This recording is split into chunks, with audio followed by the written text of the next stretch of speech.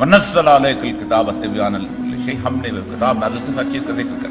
इसीलिए मैंने जो सूरह माइदा की आयत आपके सामने तिलावत फरमाई है, इस तिलावत का शर्फ हासिल किया गया। ये तिलावत दो लोगों के बारे में आपके सामने, दो अक़वाम के बारे में, और हैरान कुन ममासलत है आज के दौर में। अगर आज कुछ शख्स ये समझता है कि ये बात ये सच नहीं है तो वो कहते कोई भी मुकम्मल तौर पे अंधा है।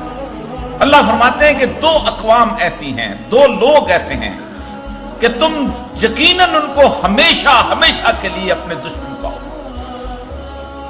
एक यहूद और दूसरे वो लोग जो खुला शिर्क करते हैं। जहां तक यहूद की तारीफ का ताल्लुक है, मैं और आप अब इतने जिसे कहते हैं अनजान भी नहीं है, और दुनिया भी अब अनजान नहीं रह गई कि यहूद कौन है। क्योंकि जिस दिन 1916 में बाल्फोर का एग्रीमेंट आया था, डेक्लेरेशन आया था, तो एक फिक्रा बोला गया था जो इंसानी तारीख की उस जदीद सेकुलर तालीम के बिल्कुल उलट फिक्रा था।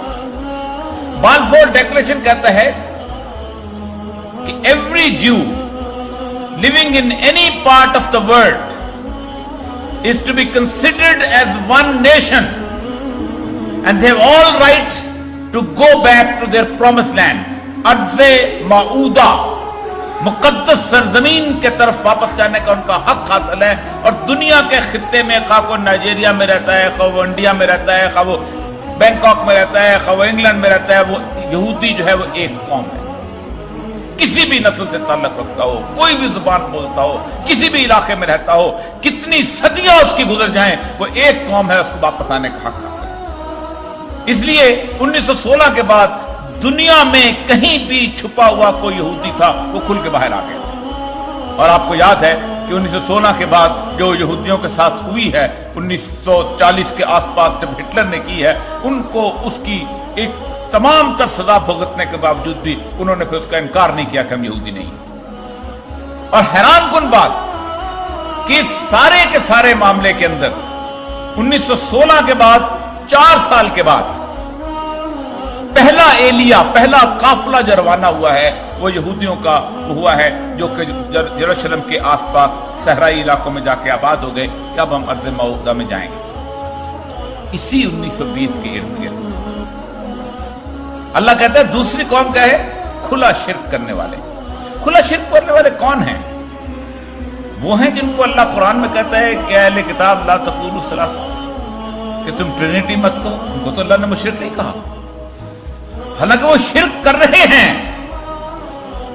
वो अल्लाह जिब्राईल अलैहिस्सलाम हजरत ईसा को शरीक ठहरा रहे हैं खुदाई के कार्य में। अल्लाह उनको खुला शिर्क करने वाला नहीं कहता। सिर्फ ममासलत ढूंढा करें कुरान की उस आयात के तहत। अरब के अंदर जो लात और हुबल और ये लोग थे, ये कौन थे? ये अहम तरीन लोग थे जिनको उन्होंने अवतार बनाकर काबे के अंदर रखा हुआ था कि यहां अल्लाह तबारक व तआला जो है वो खास तौर पे इंसानी शक्लों के अंदर यहां आ गया है। और आज चूंकि जो बड़े लोग हैं, इसलिए अगर हम इन बुतों के तवस्सुल से, इन बुतों के तवस्सुल से अल्लाह से मांगेंगे तो हमें हमारी मुरादें पूरी हो जाएंगी। दुनिया के किसी मजहब में आप बुतों को देख लें, आप यहूदियों को देख लें, आप ईसा उज़ैर को अल्लाह का बेटा कहेंगे, लेकिन किसी बहाने से ढूंढ डांड के उस शिर्क की कैफियत पैदा करेंगे। लेकिन खुला शिर्क, मक्के से मुमासलत का शिर्क सिर्फ भारत के अंदर होगा। इसलिए एक बात पहले याद रखिए कि इस कुरान की इस वाज़ेह आयत के बाद कि जहां दो वाज़ेह दुश्मन अल्लाह ने बता दिए कि ये नसारा के, अल्लाह ने कहा कि नहीं नसारा में कुछ लोग तुम्हारे साथ अच्छे होंगे जो कि बड़े, जो कि तकब्बर नहीं करेंगे, जो अपने आप को नसारा बनाना पसंद है। अल्लाह ने बड़ी वदाहत के साथ बता दिया।